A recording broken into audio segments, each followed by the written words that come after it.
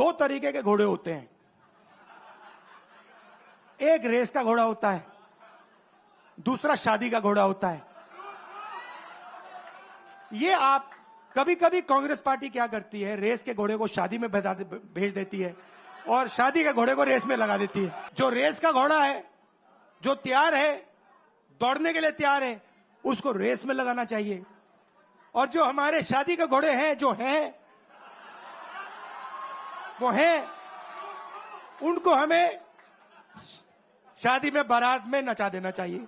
अच्छा, आप ये नेताએ કહ્યું આપણું હું નથી કહેતો, બે પ્રકારના ઘોડા હોય છે, એક રેસનો ઘોડો અને લગનમાં નચાવવાનો ઘોડો।